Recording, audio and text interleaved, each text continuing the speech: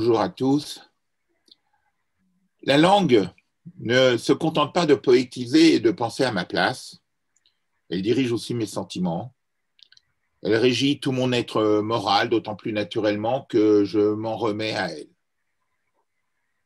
Et qu'arrive-t-il si cette langue cultivée est constituée d'éléments toxiques?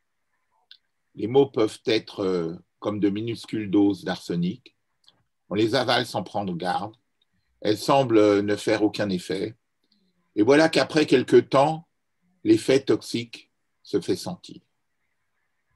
La piste que nous indique ici, que je viens de citer, Victor Klemperer, depuis sa position de philologue, l'invitation à écouter comme il le fit ce qui se tramait dans la langue du nazisme, invitation à laquelle les travaux de Jean-Pierre Faye sur les langages totalitaires et meurtriers firent écho, de même que les remarques fécondes de George Steiner, méritent d'être explorées au-delà même de ce qui était son objet, le nazisme. Avant lui, certains, Fritz Mautner, soulignait le caractère contraignant de la langue, facteur décisif du conditionnement social et culturel des individus. La langue d'un peuple, disait Mautner, est son sensorium commune, un organe de pensée commun.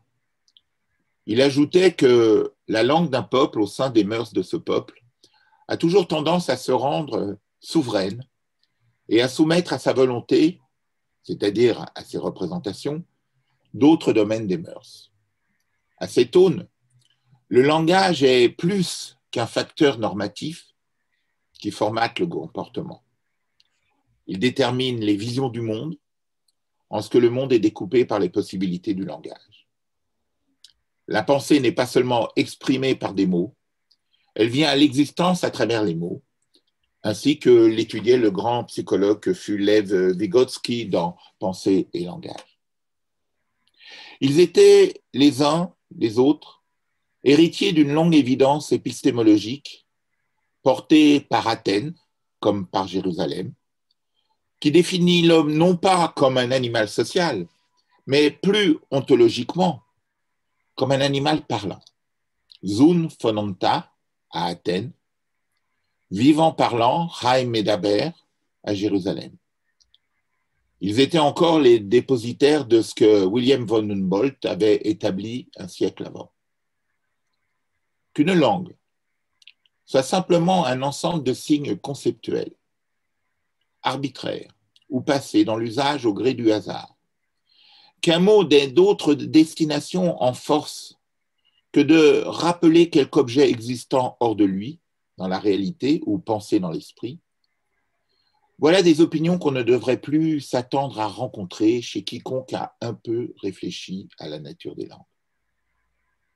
On peut au contraire tenir pour généralement admis le fait que les diverses langues constituent les organes de modes de pensée et de ressentir propres aux nations, qu'un grand nombre d'objets ne peuvent être créés que par des mots qui les désignent et n'ont d'existence qu'à travers ces mots.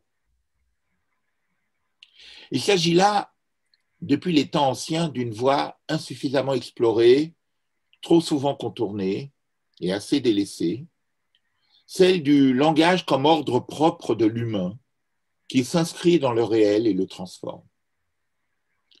Un langage qui constitue l'un des points par lequel se situe le rattachement du pôle de la subjectivité à la collectivité, et qui accompagna par contre la découverte de l'inconscient par Sigmund Freud, sa nature langagière et avec laquelle s'est construite la possibilité de la talk therapy analytique. Dans le temps des masses, qui conflue avec un sociologisme réduit en sciences de la domestication, l'homme est un sans-abri spirituel, ainsi que le définit Siegfried Kracauer. La langue dominante le trahit tous les jours, éteint son entendement, rétrécit son jugement, étrite sa possibilité d'humanité. Cachexide la langue, en hyperbole inflationniste et licencieuse ou en anomie lexicale, l'une soutenue par l'autre et réciproquement, dans un double mouvement contradictoire qu'en apparence. Les nouvelles s'envolent comme des feuilles mortes emportées par le vent des événements, mais passées à la moulinette des médias de masse, Les mots restent comme des spores d'inculture, dispersés en une kyrielle d'ilolaphorie, à la façon de ces idoles du langage, de la place publique, épinglées par Francis Bacon dans le Novum Organum. Leur précision discriminatoire, leur teneur marquante et vérifiable ont été gommées, lissées à l'attention du grand public. Le pourcentage de clichés et de lieux communs que tous partagent, sans que personne ne les vive, n'a cessé de croître. Je viens de vous citer George Steiner dans Extraterritorialité. Enfermement lexical. Quant aux instruments de nomination publique, ils sont asphyxiés par le mal-dire, la confusion, les métaphores éculées et faisandées, selon l'expression de George Orwell, ainsi que par une pensée de communication réifiante, servile et asservissante, en quête permanente d'éléments de langage.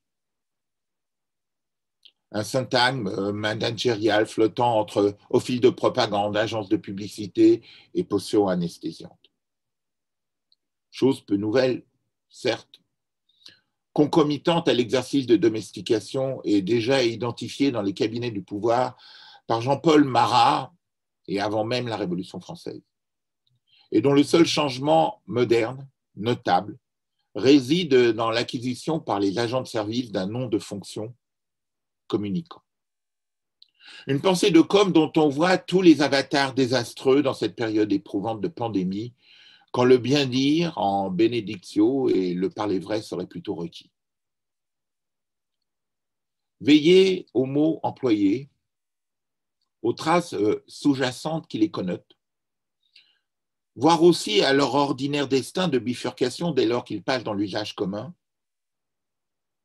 Sauvegarder en majesté la créativité de la langue, notamment en faisant honneur aux poètes, ses gardiens. Mais encore, et en premier lieu, faire que chacun ne soit pas dépourvu des potentialités d'une langue profuse en nuances lexicales est une façon de ne pas plier l'échine devant la facilité ordinaire de l'imprudence et du dilettantisme bavard. Il s'agit d'une bataille pour l'humanité de l'homme. Il en est un qui n'a pas lâché l'affaire, aristotélicien et jérusalémite, dans l'indication donnée tout à l'heure. C'est Alain Bentolila que nous allons entendre dans un instant. Alain Bentolila est professeur de linguistique à l'Université Paris-Descartes. Il préside le laboratoire CIFODEM, Centre international de formation et d'outils à destination des maîtres. Il a d'abord travaillé sur des langues dites exotiques et est ainsi l'auteur du dictionnaire du créole d'Haïti. Puis, il s'est concentré sur les questions liées à l'illettrisme, notamment chez les jeunes adultes, à l'apprentissage de la lecture et du langage chez l'enfant. Il a été de 1998 à 2006 le directeur scientifique du projet national Medersat.com, qui a créé dans toutes les régions du Maroc plus d'1 millier d'écoles rurales dotées d'un dispositif éducatif adapté aux besoins du monde rural et périurbain marocain. Il fut entre autres responsable, au carrefour du travail de chercheur et de l'engagement citoyen, conseiller scientifique à l'Observatoire national de la lecture de 1997 à 2008. Il est docteur honoris causa de l'Université catholique de Paris. Il a obtenu le Grand Prix de l'Académie française pour son livre de l'illettrisme en général et de l'école en particulier. En 2007, il reçoit le prix Essai de France Télévisions pour son livre Le Verbe contre la barbarie. Il est l'auteur de très nombreux ouvrages consacrés à l'enseignement, à l'école, ouvrages d'alerte éthique qui prennent à rebrousse-poil les illusions pseudo-émancipatrices et en réalité liberticides d'un pédagogisme délétère. Ils lui valent par un grand renversement des valeurs qui ne cessent de nous laisser pantois et qui convoquent notre vigilance et notre pensée, d'être épinglé sur le liège d'un tableau des réacs, là où il est un authentique humaniste. Il est encore l'auteur de cris de colère réjouissantes, comme son « Comment sommes-nous devenus si cons ?» un livre ami qui justifie qu'il soit présent avec nous aujourd'hui, ce dont je l'en remercie. À toi, Alain. Et accueillir l'appel désespéré d'un autre, accueillir fraternellement, pardon, c'est le mot est très important, accueillir fraternellement l'appel désespéré d'un autre ou l'appel désespéré de l'écriture. Ce lien entre la lecture et l'écriture, Georges Tanner l'a toujours porté, c'est cette idée selon laquelle lire et écrire nous élève. Et de ce point de vue-là, je crois qu'il n'y a pas plus belle définition de la lecture que celle que donnait Georges. Voilà, j'ai une pensée pour lui aujourd'hui. Tu l'as cité 2 fois et ça m'a touché. Ce matin, je vais vous essayer de passer en revue assez vite parce que nous n'avons pas énormément de temps, mais je vais essayer de dire un certain nombre de choses qui me semblent importantes. Je vais commencer par parler de la question du pouvoir de la langue que tu as évoqué tout à l'heure et qui est extrêmement au centre même de ce que j'écris dans mes livres. Et puis ensuite, de ce pouvoir de la langue, nous allons essayer de regarder, depuis ce pouvoir de la langue, nous allons essayer de regarder ce que j'appelle l'impuissance linguistique et ses conséquences. Non seulement l'illettrisme, mais surtout aussi la crédulité, la violence, etc.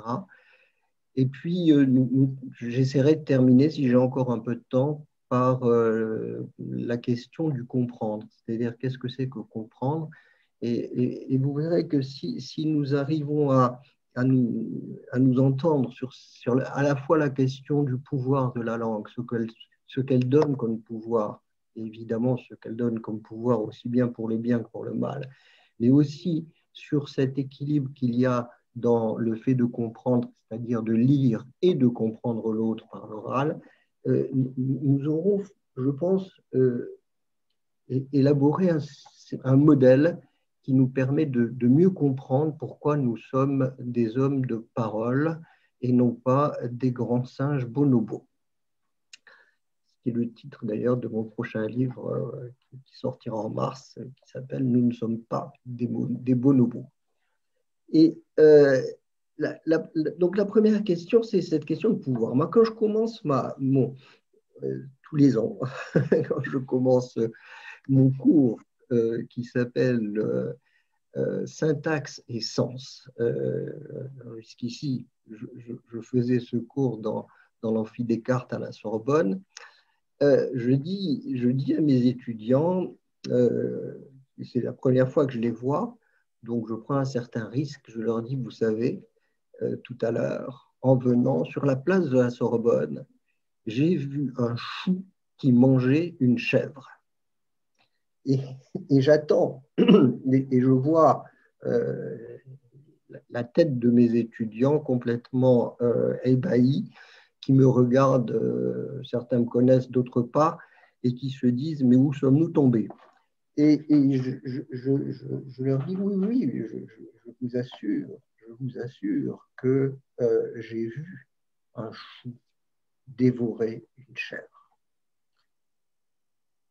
Et je leur dis, vous savez, vous avez le droit de me dire, bien sûr, soit que je dis n'importe quoi, soit que je mens.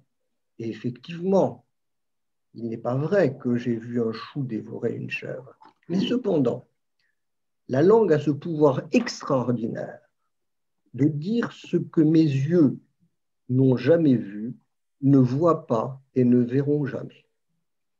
Le pouvoir de la langue, c'est justement non pas de décrire la réalité triviale, non pas de décrire ce que j'ai sous les yeux avec le plus de fidélité possible, ça n'est pas ça le pouvoir de la langue. Si c'était cela, ça serait d'une tristesse absolue. Le pouvoir de la langue, c'est le pouvoir de porter ma pensée et de faire passer dans l'esprit d'un autre quelque chose qui n'y est pas, quelque chose que le monde ne montre pas. La langue, c'est ce qui nous délivre des chaînes de l'évidence. La meilleure définition du langage, c'est celle-là. C'est ce qui nous délivre des chaînes de l'évidence. évidemment, tu me dis aristotélicien et platonicien, bien sûr, il y a évidemment dans cette vision de la langue cette idée que nous allons plus loin que ce que l'on voit, nous dépassons ce que l'on voit, et que l'écran de l'évidence et l'écran qui nous limite, et la langue, c'est cette capacité de dépasser cet écran. Et c'est tellement essentiel que, bien sûr, la plupart du temps, vous comme moi, bon, nous essayons de ne pas trop céder à ce confort, mais nous avons tendance à dire des choses plutôt banales, à s'adresser à celui qui est proche de nous et qui sait tout de nous et dont nous savons tout, et par conséquent à n'en pas faire beaucoup à travers le langage. Cela va sans dire pour celui qui est si proche et si connivant avec nous. Mais le langage n'est pas fait pour ça. Il a été construit. Ce que je peux dire du travail d'Alain Bentolila, c'est qu'il a toujours, d'une part, associé ses recherches et ses travaux de linguiste avec ceux d'un engagement citoyen, qui est déjà une chose tout à fait honorable, l'un soutenant l'autre et l'un guidant l'autre. Ça, c'est une première chose. Deuxièmement, si j'ai souhaité l'inviter à cet atelier républicain, c'est à la fois parce que c'est une figure et une parole qui a besoin d'être connue et entendue au-delà de la sphère dans laquelle il règne avec légitimité aujourd'hui, mais aussi parce qu'il s'agit d'une bataille qu'il a menée en solitaire et qui est un impératif contemporain. À la fois repenser anthropologiquement ce que j'ai essayé de donner en introduction, que l'homme n'est pas un animal social d'abord, mais qu'il est un animal parlant, ou un Rai Medaber, un vivant parlant, comme on dit dans la tradition juive. Ça, c'est la première bataille. C'est une vraie bataille épistémologique qui s'est dévoyée au fil des siècles et que quelques-uns ont maintenu de siècle en siècle comme un repère et jusqu'au XXe siècle, et que finalement, de façon perverse, seuls les totalitarismes avaient identifié, mais non pas pour sauver l'humanité de l'homme, mais au contraire pour l'enfoncer davantage dans l'usage propagandiste qu'ils avaient fait de la langue, dont ils avaient bien compris les enjeux intuitivement. Ça, c'est la première chose. Donc, il y a là une bataille épistémologique et une bataille éthique en même temps. Et puis, d'un autre côté, comme il vient de le citer à propos du prochain ouvrage qui va paraître en mars en disant que nous ne sommes pas des bonobos, il y a une bataille, je dirais, politique et éthique aujourd'hui, par exemple avec les courants de l'antispécisme, c'est-à-dire ces courants qui disent qu'il n'y a aucune différence entre un animal et un humain et qui ne voient pas que justement au sein du règne animal, du vivant, la spécificité absolument radicale de l'homme, c'est sa capacité au langage, un langage qui est autre chose que simplement la production de signes et d'une sémiotique de signes de défense, d'information, etc., qui n'ont pas de métaphore ni métonymie comme le langage humain. Et c'est à ce titre-là,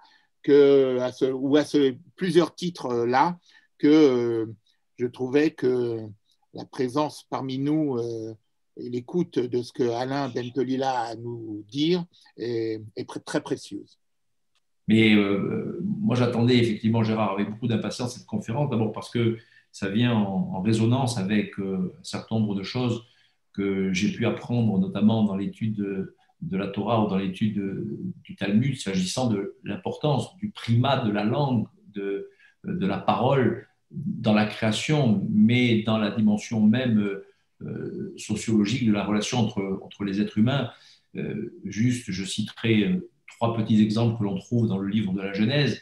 D'abord, la création du monde elle-même, qui est le fait et le fruit finalement de la parole de Dieu, d'une parole créatrice et qui nous enseigne beaucoup de choses. Si on peut créer par la parole, c'est qu'on peut détruire par la parole. Et dans ce monde notamment des réseaux sociaux, où on voit bien qu'on utilise plus souvent la parole, ou en tout cas plus massivement la parole pour détruire les propos ou les idées des uns ou des autres que pour construire. Donc c'est cette double dimension de la parole, pour le meilleur, pour le pire. Le deuxième épisode, c'est celui que chacun connaît, qui est un peu un des mythes structurants, fondateurs des sociétés dans lesquelles nous vivons. C'est l'épisode de Caïn et de Abel. Abel tué par son frère Caïn, et l'analyse scrupuleuse du texte nous enseigne les conditions dans lesquelles finalement ce meurtre premier a pu avoir lieu. C'est dans cette incapacité que Caïn avait à pouvoir s'exprimer, à pouvoir parler avec son frère. Et donc, de là, on apprend aussi que lorsque la parole n'est plus possible, eh bien, c'est la violence qui l'emporte, et c'est le meurtre qui apparaît pour la première fois sur la scène de l'histoire au moment où la parole est devenue impossible. Et puis, ce troisième épisode que j'aime bien rappeler très, très brièvement également, c'est celui de Noé, et c'est celui de Noé et du déluge. Noé confronté, eh bien voilà, nous avons Alain Mentolila, donc je ne vais pas vous parler de Noé, puisqu'on va laisser Alain Mentolila s'exprimer.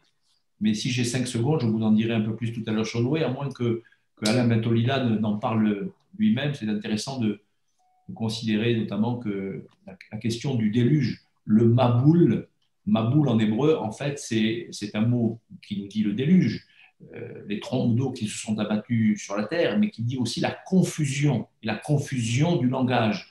En hébreu, je parle sous le contrôle des hébraïsants, les balbel, c'est vraiment se mélanger les pinceaux, c'est être dans la confusion verbale, la confusion orale, comme la tour de Babel, le mélange des langues, etc.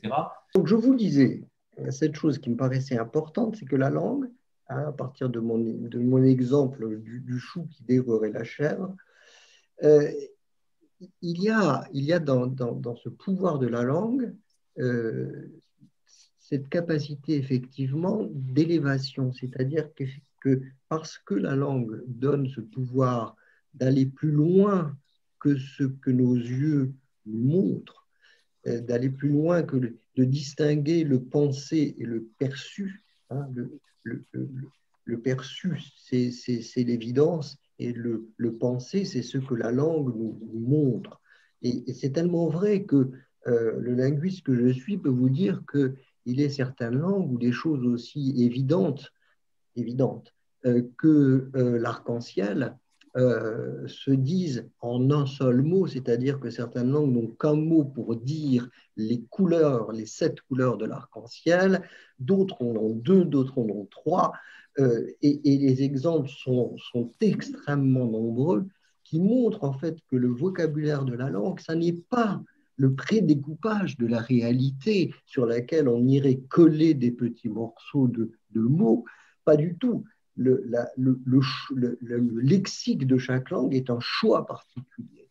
Et j'aime à penser que quand les hommes ont commencé à construire le langage, ils l'ont construit en fonction de ce qu'ils voulaient, de leur volonté de mettre la main sur le monde, de plier le monde à leur volonté et à leur pouvoir.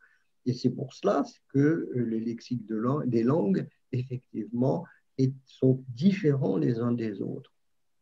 La langue, c'est à la fois des principes qui sont des principes universels et à la fois des spécificités particulières. Et donc, pour revenir à ce que je disais, c'est-à-dire le fait que la langue nous donne un pouvoir qui nous permet de dépasser l'évidence, j'irai vers 2 perspectives. La première, c'est la perspective du discours scientifique. S'il n'y avait pas ce pouvoir de la langue, qui est porté considérablement, essentiellement par la grammaire. La grammaire, c'est ce moteur, justement, qui nous permet effectivement d'imposer, de forger notre pensée, de faire passer la pensée que l'on veut dans l'intelligence d'un autre au plus juste de nos intentions et de recevoir la pensée des autres. Le lexique, bien sûr, mais c'est la grammaire dans sa majesté qui nous permet effectivement de dire ce que nous voulons dire en ayant des chances d'être compris.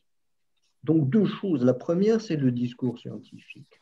Un exemple, Galilée. Galilée face à ses juges. Et Galilée face à ses juges dit cette phrase formidable que vous connaissez tous et qui est « Et pourtant, la Terre tourne autour du Soleil ». Et en disant cela, en disant « Et pourtant », il nous dévoile quelque chose. Ce « Et pourtant » nous dévoile quelque chose. Cette concession nous dévoile quelque chose, effectivement, parce que lorsque Galilée lève les yeux au ciel, s'il est à l'extérieur, vous, moi, tout le monde, s'il fait beau, nous voyons le soleil qui se lève à l'est, qui monte, qui culmine et qui se couche. C'est-à-dire que nous voyons le soleil bouger alors que nous sommes immobiles. Et évidemment, l'évidence, c'est que c'est le soleil qui bouge et nous qui ne bougeons pas. Et donc, nous devrions, en nous fiant à nos yeux, nous devrions dire que la Terre tourne, que le Soleil tourne autour de la Terre. Et donc, cette capacité que Galilée a d'imposer à ses juges cette vision des choses, elle lui est donnée par la syntaxe, parce que la syntaxe, en français, en italien aussi d'ailleurs, nous permet de faire en sorte que si nous mettons devant un verbe un nom, ce verbe porte l'agent du nom. Il a le rôle d'agent. Et cette convention n'est pas négociable.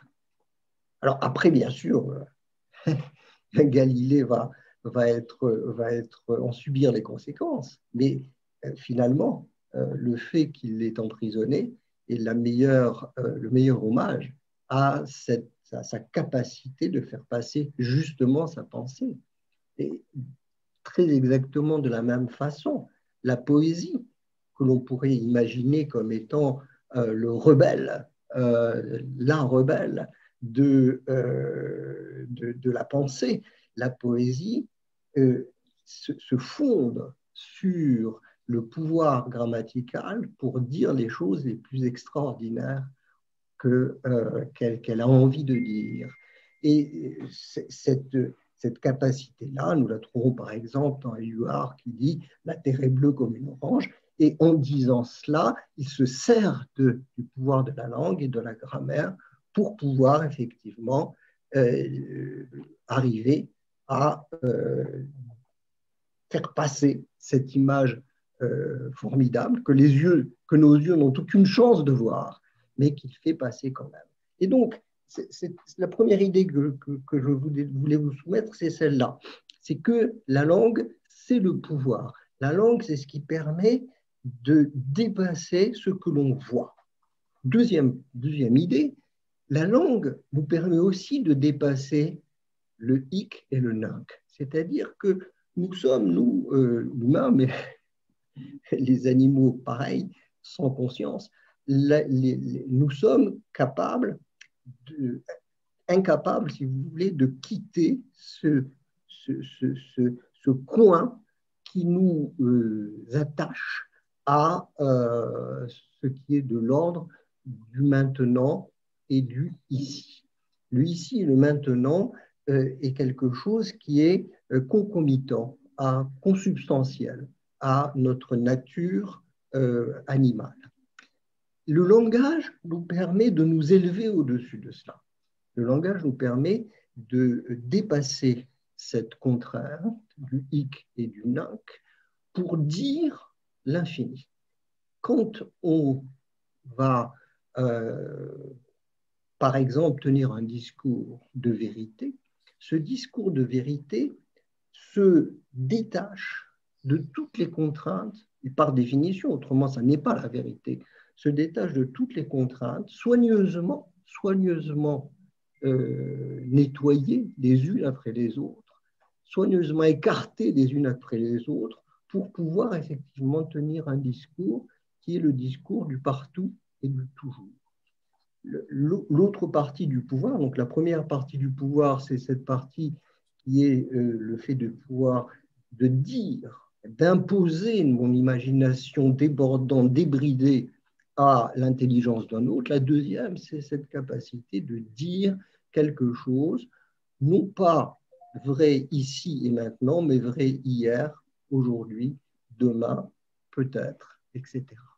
Et cette extraordinaire puissance de la langue, de dépasser l'évidence et de nous permettre de tenir un discours, le discours de ce que j'appelle le discours de l'infini, cette capacité de la langue nous donne une responsabilité exceptionnelle. C'est-à-dire que c'est parce que la langue nous donne un pouvoir considérable qu'elle nous donne aussi une responsabilité éthique tout aussi considérable. Rappelez-vous la fable d'Ésope. La fable d'Ésope, certains d'entre vous la connaissez certainement, pas pratiquement tous, mais je la rappelle en deux marchés et ramène-moi le mets le plus extraordinaire, le meilleur qui soit.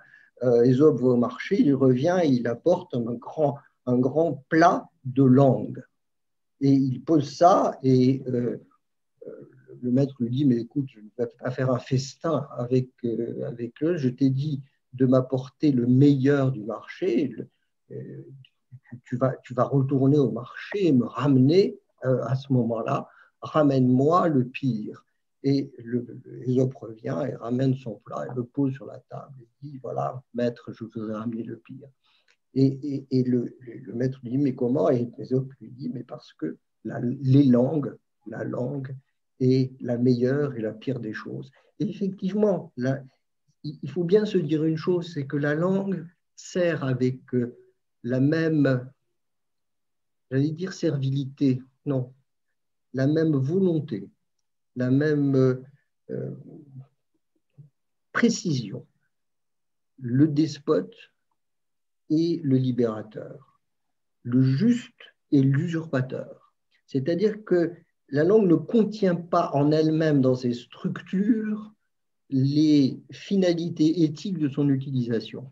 Et elle donne à l'homme cette responsabilité absolue qui est de se dire, attention, parce que la langue me fait créateur et non pas créature, alors, en tant que créateur, j'ai une responsabilité fondamentale sur ce que je crée. C'est un deuxième temps, je crois, important. À la fois, j'ai dit tout à l'heure, la langue, c'est ce qui nous fait dépasser l'évidence. La langue, c'est ce qui fait de nous des créateurs et non pas des créatures. Et je pose ainsi ces deux piliers qui sont les deux piliers du langage, ce qui fait de nous une espèce si particulière et si fragile. Ce que je mets en scène dans mon prochain livre en disant nous ne sommes pas des bonobos. Quand je dis nous ne sommes pas des bonobos, ça ne veut pas dire je n'ai rien contre les grands singes. Évidemment pas. Je sais très bien que les grands singes sont capables de reconnaître des centaines d'icônes sur un tableau et de les relier à ce qu'ils voient, à demander même, en l'absence des objets et des personnes, de demander qu'on leur apporte une banane ou de faire venir quelqu'un. Bien sûr, ils sont capables de le faire. Ça veut dire évidemment que la communication animale existe. Mais pour autant, jamais le plus intelligent des grands singes bonobos, appelé Kenzie d'ailleurs dans une des grandes études qui avaient été faites, jamais il ne sera capable de dire ce que ses yeux ne voient pas, de dire ce que ses yeux ne lui présentent pas. Il ne sera que amené, parce qu'il a été entraîné à le faire, il sera amené à réagir à ce qui est devant ses yeux. Si le langage animal, je parle des bonobos, je pourrais parler du langage pas du langage, mais du modèle de communication des abeilles, il est clair et on l'a montré, je pense à von Fritz notamment, à quel point ces petites bestioles minuscules sont capables de se communiquer des choses tout à fait extraordinaires en indiquant la direction du butin, la quantité, etc. Mais c'est toujours par rapport à une réalité perçue. Il y a la frontière entre le langage humain, hein, la langue des hommes et la communication animale. Cette frontière, c'est justement cette capacité à être au-dessus de notre condition animale, à atteindre à la fois ce que nos yeux ne nous montreront jamais, nos oreilles n'entendront jamais, notre flair ne sentira jamais, et en même temps, effectivement, d'être capable d'échapper à cette condition restreinte qui est la condition de l'instant, de l'immédiat.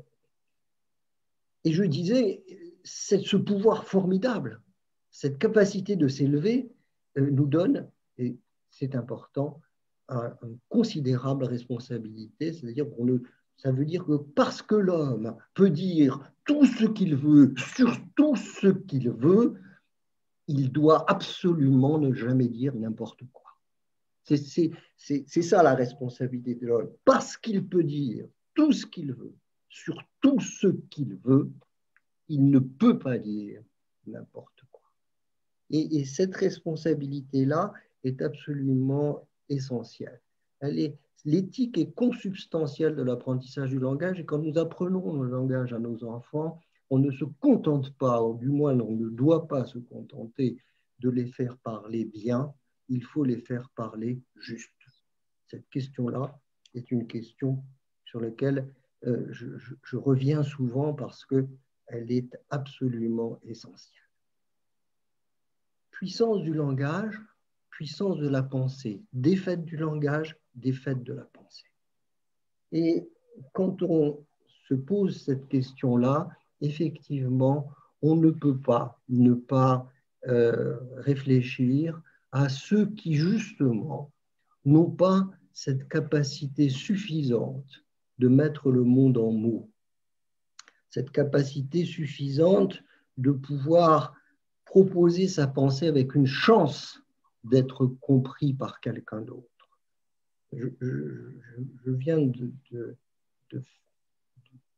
publier un article dans Marianne qui s'appelle justement, qui a pour titre le rétrécissement de la langue et le rétrécissement de la pensée. Ce terme de rétrécissement me paraît être un terme important, où je décris justement cette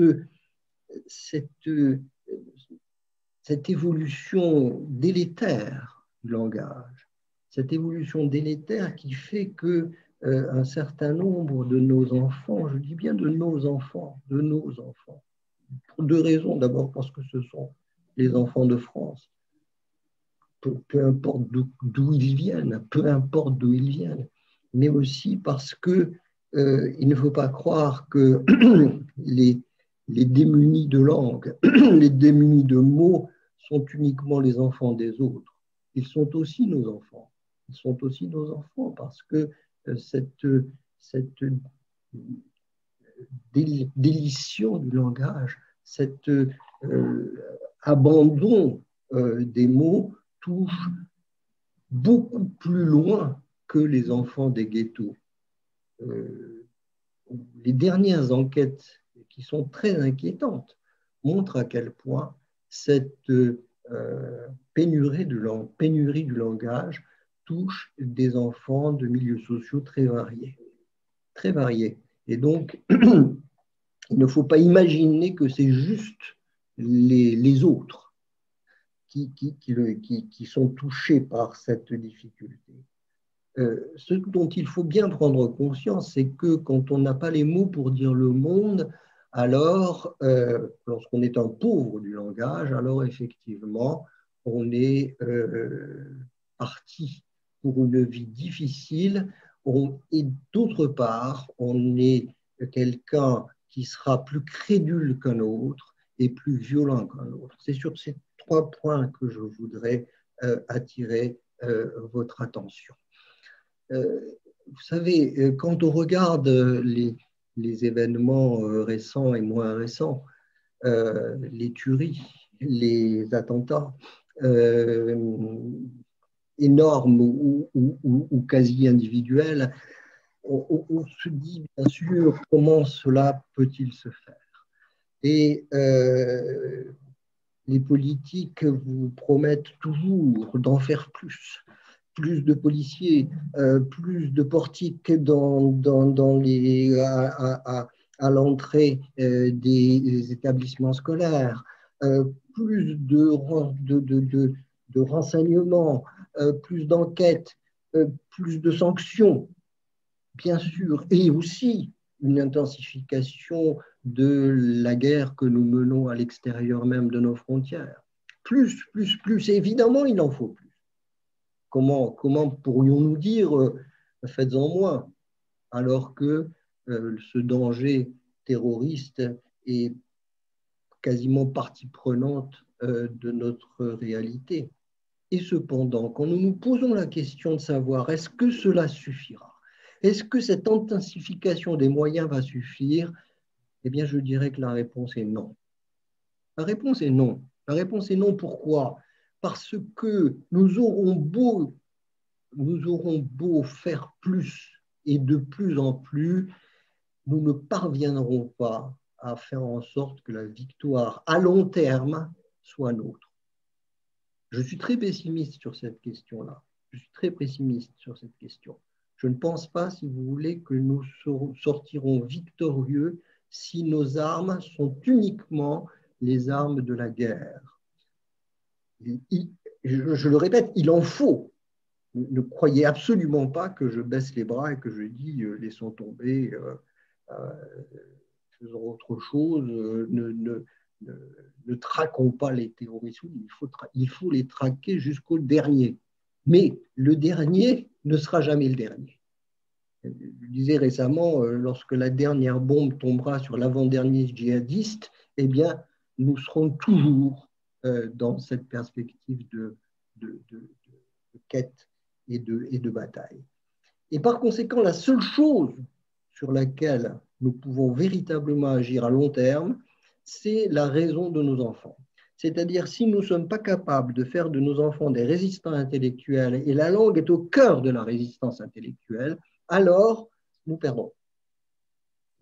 Notre seul espoir, c'est de faire de nos enfants des résistants intellectuels. Et donc, cette résistance intellectuelle, il faut la mener là où justement le langage est le plus faible et où la pensée est la plus faible. Parce que ceux qui n'ont pas de... juste un exemple pour que vous voyez bien de quoi il s'agit. Les dernières enquêtes que nous avons menées dans mon laboratoire sur les enfants qui rentraient au cours préparatoire. Donc 6 ans, ils vont apprendre à lire demain. Hein. Donc voilà, c'est ça que nous avons. Ces enfants-là, on a mené une enquête sur simplement le nombre de mots. Vous voyez, c'est un bon indicateur, le nombre de mots. Il ne résume pas évidemment la langue, j'ai dit tout à l'heure, c'est la syntaxe qui est au cœur. Mais le nombre de mots est absolument essentiel, parce que la syntaxe organise les mots, mais s'il n'y a pas de mots, eh ben, la syntaxe, elle n'a rien à organiser. Donc à partir de ce moment-là, vous avez cette enquête qui vous dit quoi ? Qui vous dit que sur 1000, quand même beaucoup, 1000 enfants qui rentrent au cours préparatoire, lorsque vous menez une enquête très sérieuse, je n'ai pas le temps de vous la décrire, sur le nombre de mots dont ils disposent, vous en avez 20% qui culminent à 400 mots et vous en avez 20% supérieurs, hein, dans un quintile, 20% supérieurs qui ont plus de 1850 mots. Vous voyez, hein, 400 mots d'un côté, 1850 de l'autre. On ne joue pas dans la même cour. On ne dit pas le monde de la même façon et on n'apprend pas à lire de la même façon. Parce que quand vous avez 400 mots, quand vous déchiffrez, en apprenant à lire, on déchiffre, nécessairement, il faut apprendre à déchiffrer, ce déchiffrage tourne à vide. C'est-à-dire qu'il n'y a rien dans la tête. Ou 8 fois plus souvent que les autres, ces enfants-là se voient répondre par leur dictionnaire mental il n'y a pas d'abonné au numéro que tu as demandé. Et vous comprenez bien pourquoi ces enfants-là sont des enfants qui apprendront à lire de façon mécanique, certes, mais qui ne comprendront pas ce qu'ils ont à lire. Et quand on ne comprend pas ce qu'on est à lire, ce qu'on a à lire, ce qu'on lit, effectivement, on est complètement marginalisé, on est hors culture, on est hors science, on est hors poésie, on est hors de la société culturelle. Et donc, cette question-là est une question absolument essentielle. Il faut absolument se battre pour ne pas se laisser avoir par ces bobos complaisants qui vous diront, oh mon Dieu, c'est formidable. Regardez comme les quartiers sont des lieux où éclosent des merveilleuses innovations linguistiques. On ne va pas se laisser avoir non plus par ces dictionnaires à la mode qui, tous les automnes, vont vous dire, regardez, nous avons 150 mots nouveaux, oui, souvent le plus souvent recyclés, mais nouveaux pour eux, et qui, ils ne vous diront jamais, ils ne seront en fleurs que l'espace d'une petite saison et disparaîtront aussi vite. Et il ne faut pas se laisser avoir par ça. Il faut bien se dire que notre identité, notre cohésion nationale tient sur notre capacité à avoir un équilibre, à avoir une égalité dans la puissance linguistique de tous nos enfants. Nous perdrons la bataille si nous baissons les bras devant ces inégalités inadmissibles qu'on appelle la langue des jeunes, la langue des quartiers, la langue de l'air. Sachez d'ailleurs qu'il n'y a pas que dans les quartiers, je l'ai dit tout à l'heure, mais par exemple, si on prend les friches rurales avec les derniers recensements sur l'illettrisme, on voit très bien que c'est dans les friches rurales, notamment en Picardie, l'Aisne étant le département le plus illettré de France, c'est là que règne la plus grande inégalité linguistique. Et donc, deux conséquences majeures qui découlent directement de cette pénurie de mots et de cette faiblesse du langage. La première, c'est la crédulité. C'est-à-dire, quand on n'a pas les mots, on ne résiste pas à des discours pernicieux, à des manipulations, on ne sait pas démonter les choses, on n'arrive pas et par conséquent, on est soumis. Cette idée de la soumission est une idée fondamentale. On est soumis parce qu'on n'a pas la capacité de demander des comptes. Seule la capacité linguistique de demander des comptes, de démonter l'illogisme, de dire mais non, ce que vous dites là ne marche pas.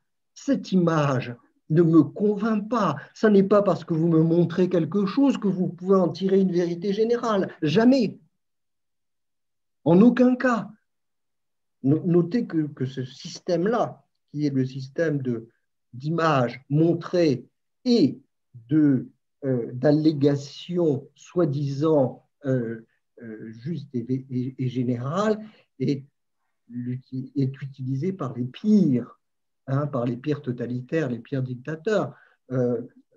Si vous analysez, moi j'avais une étudiante qui avait fait une thèse sur les tracts du Front National, et il y a quelques années, ça a peut-être changé, on ne sait jamais, laissons-leur une chance. Mais, et elle montrait à quel point cette utilisation illogique des choses, c'est-à-dire de dire, regardez, vous avez vu, alors, c'est comme cela. Et de tirer une vérité générale de ce qui n'est qu'une image ponctuelle. Cette relation ponctualité-vérité générale est là, je dirais, le mécanisme le plus souvent utilisé en termes rhétoriques par les pires totalitaires, les pires manipulateurs. Et par conséquent, ces enfants qui n'ont pas cette capacité de démonter les choses sont des enfants crédules, sont des enfants vulnérables qui s'en laisseront toujours compter. Et on le voit bien, on le voit bien. Ce sont des jeunes qui n'ont pas les mots pour dire le monde, n'ont pas cette capacité de relation, sont prisonniers des réseaux sociaux, sont prisonniers des images qui leur tombent dessus comme la misère sur le monde, et par conséquent, ils sont crédules. Deuxième point, il faut se dire aussi que ces enfants-là qui ont perdu, qui n'ont jamais eu la possibilité de laisser une trace d'eux-mêmes dans l'intelligence des autres, une trace pacifique dans l'intelligence des autres, sont aussi parce qu'ils n'ont pas, ils ne peuvent pas supporter l'idée de ne laisser aucune trace d'eux-mêmes. Enfin, considérez bien cette chose terrible. Hein. J'ai dit tout à l'heure, quand on n'a pas les mots pour dire le monde, on n'a pas la capacité d'apprendre à lire, oui, bien sûr, mais on n'a même pas cette capacité d'exister, la notion d'existence. Hein. Que suis-je? Qui suis-je? Suis-je? Doit avoir pour réponse, je suis celui qui parle. Je suis celui qui reçoit l'autre dans sa pensée. Et quand on n'a pas cela, effectivement, on se trouve dans une situation terrible d'avoir à laisser une trace différemment. Quand je ne peux pas laisser une trace dans l'intelligence d'un autre, alors je laisserai une trace de brutalité, je laisserai une trace de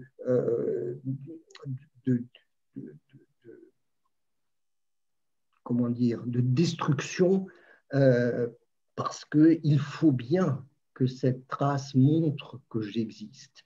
Et donc, on a cette idée qui me semble importante et qui est le fait de se dire, si la langue manque, alors ces enfants-là seront ceux qui seront le plus facilement convaincus par de terribles manipulateurs, ce seront ceux qui passeront à l'acte le plus facilement possible.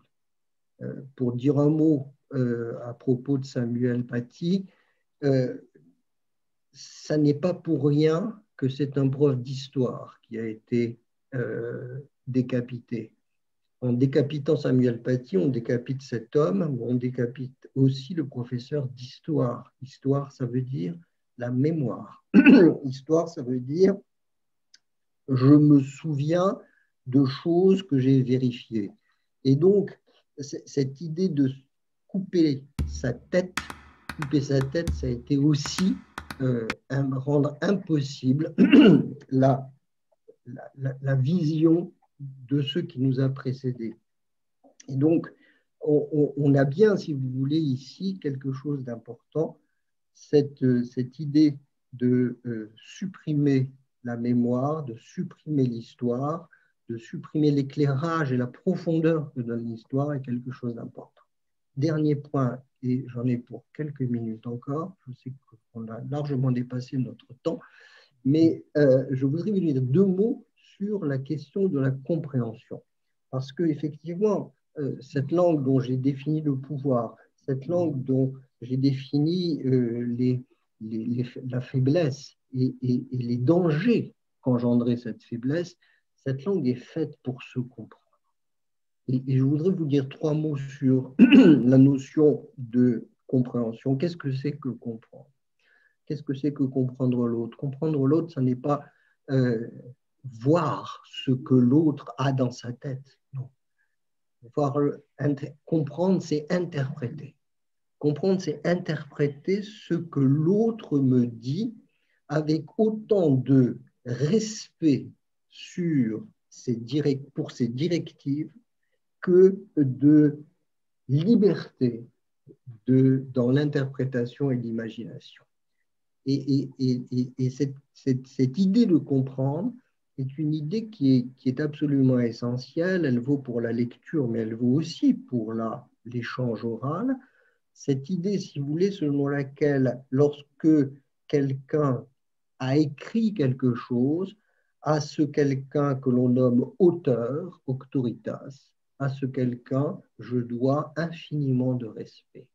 Je dois infiniment de respect parce que comme je le disais au début en rappelant George Steiner, ce quelqu'un m'envoie un message qui est l'espoir désespéré d'être lu quand il ne serait plus. Et à ce message, espoir désespéré de l'autre que je ne connais pas, je dois répondre par le plus profond respect. Je ne peux pas être désinvolte avec les cris d'un autre. Mais d'un autre côté, je ne dois pas être servile. Je ne dois pas être servile, c'est-à-dire que ce que l'autre me donne ouvre aussi des perspectives. Il ne ferme pas les portes. Il m'ouvre un certain nombre de portes. Il me guide, mais en n'altérant jamais ma liberté d'imagination et d'interprétation. L'exégèse est une des choses les plus essentielles du discours sacré, de la lecture des textes sacrés. S'il n'y a pas d'exégèse, il n'y a pas de sacré. C'est l'exégèse qui fonde le caractère sacré des textes. Et vous disiez tout à l'heure, je vous entendais parler de la tour de Babel. Il faudra qu'un jour je revienne vous parler uniquement de la tour de Babel. Il donne alors la lettre. L'homme est finalement retrouvé par un proche dans la cendre. Alors, oui, pardon. Non, ça n'a rien à voir. Ça n'a rien à voir. Oui, donc je reviendrai vous parler de la tour de Babel un jour, mais cette idée de la tour de Babel est une idée formidable. Moi, je ne crois en aucun cas à cette idée d'un Dieu jaloux et brutal qui a dispersé les hommes sur la surface de la terre, a dispersé les langues et, comme dit le texte, confondu les langues parce que il reprochait aux hommes d'avoir osé essayer de percer les secrets qui n'appartenaient qu'à lui. Je ne crois pas ça. Je ne crois pas 2 secondes à cela. En tout cas, ce n'est pas le Dieu auquel je crois. Le Dieu auquel je crois, c'est celui qui, effectivement, si on croit en Dieu, a aidé les hommes à conquérir le langage, et ayant conquis le langage, leur a donné le monde pour exercer ce pouvoir. Et la tour de Babel, ce sont les hommes qui montent, ce sont les hommes qui s'élèvent, ce sont les hommes qui se questionnent. Ce n'est pas le titan qui va voler quelque chose. Absolument pas. La tour de Babel, ce sont les hommes qui, forts de leur intelligence et de leur langage commun, vont questionner, démêler petit à petit la genèse du monde, le fonctionnement du monde, sous l'œil, j'espère, sous l'œil paisible et amical de Dieu. Voilà, merci. Merci beaucoup. Merci beaucoup, Alain. Arié? Oui, merci beaucoup, Alain Bentolila. Il y a effectivement beaucoup à dire et à rajouter à ce que vous nous avez dit, dans des conditions techniques qui ne sont pas optimales. Mais alors, vous avez ouvert la porte à une autre conférence que nous aurons le grand plaisir d'organiser avec vous, et peut-être même en dialogue avec un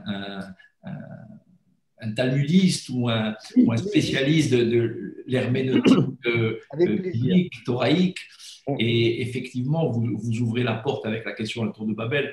Pour moi, la tour de Babel, c'est plutôt un épisode qui touche à cette idée que Dieu a voulu briser les idéologies en permettant la diversité des langages de s'exprimer, et d'une certaine manière en faisant vivre le débat plutôt qu'une idée monolithique qui conduirait les hommes finalement à… Mais pourquoi est-ce que tu crois que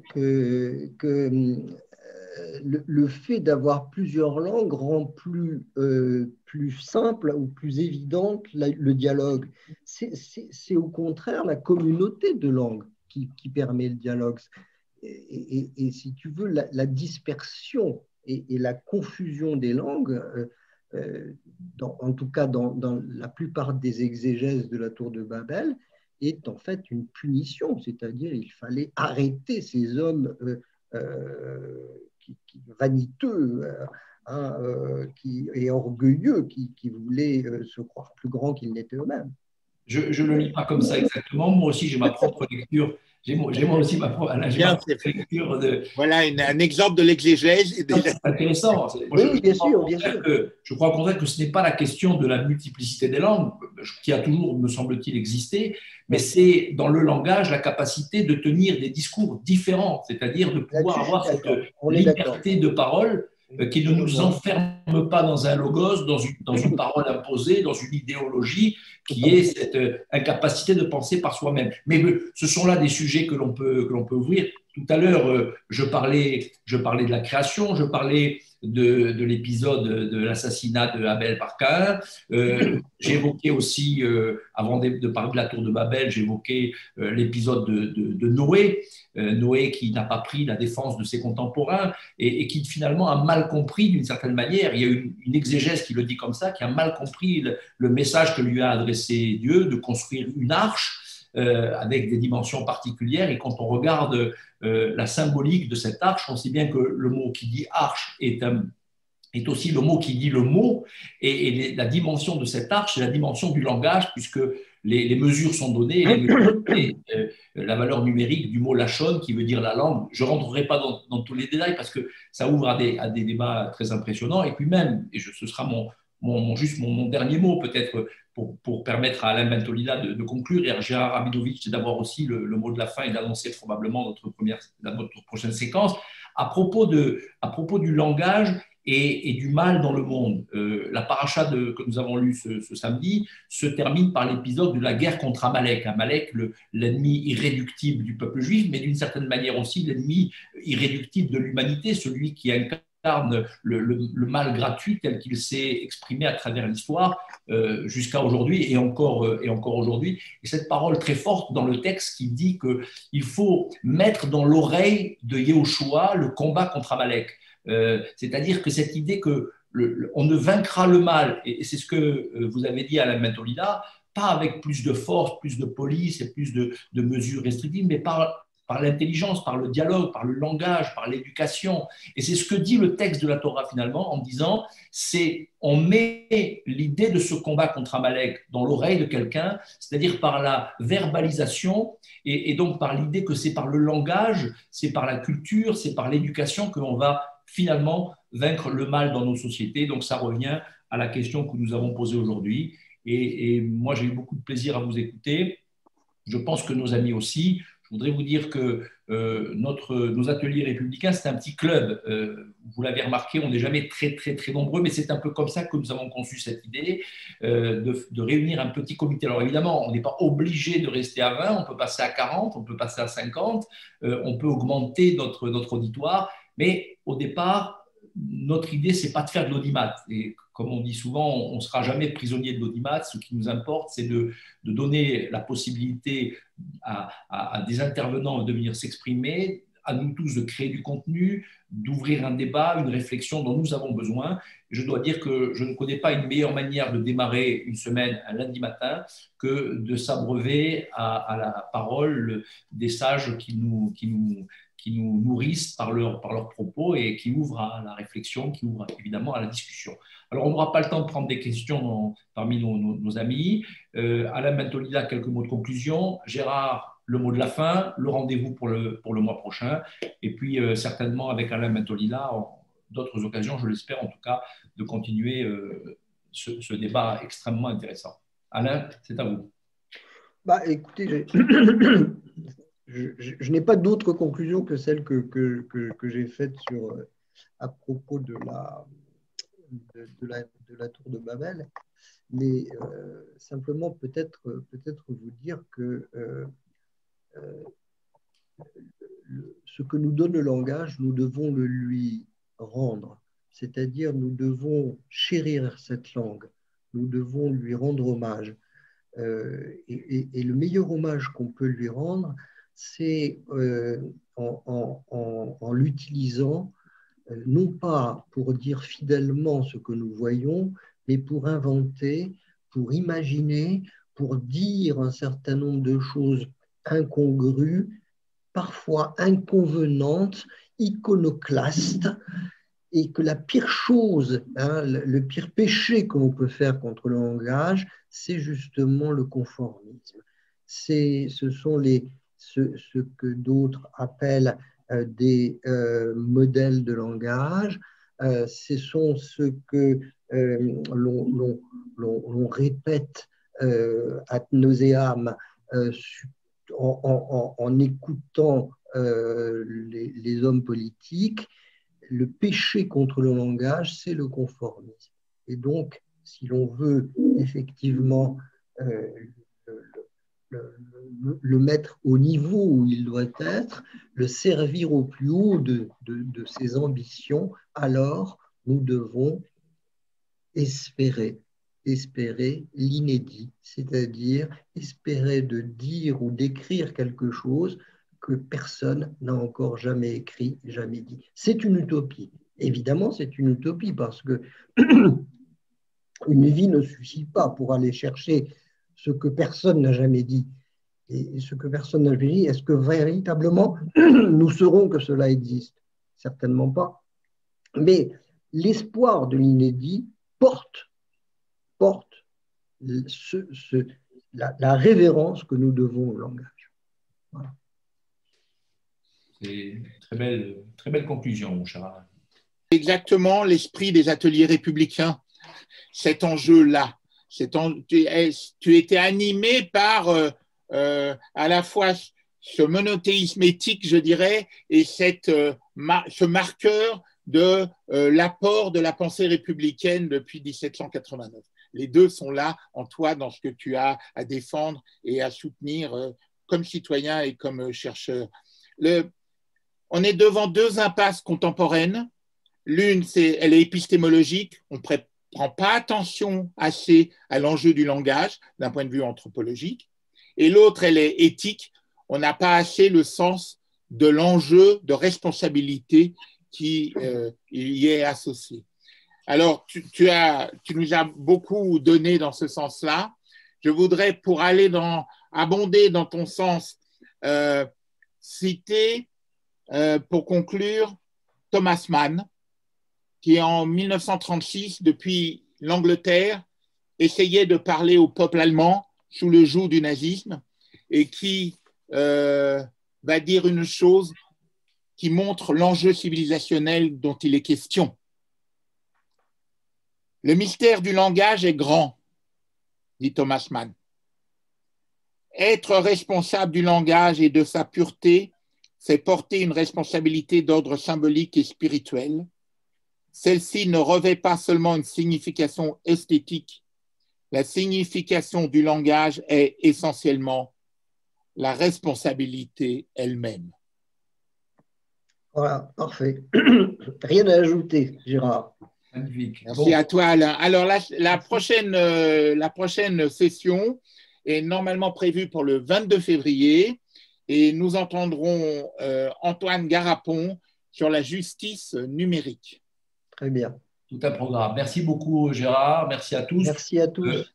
Comme chaque semaine, vous aurez le replay de cette session que nous allons évidemment expurger de tous les moments où nous n'avions pas avec nous Alain Mentolina. Donc, on va regrouper le propos d'Alain Mentolina. Donc, tout ça sera fluide et sympathique. Et de toutes les façons, c'était fluide et sympathique. Merci à tous d'avoir participé à ce 6e atelier par le républicain. Une très belle semaine. Shavua Tov.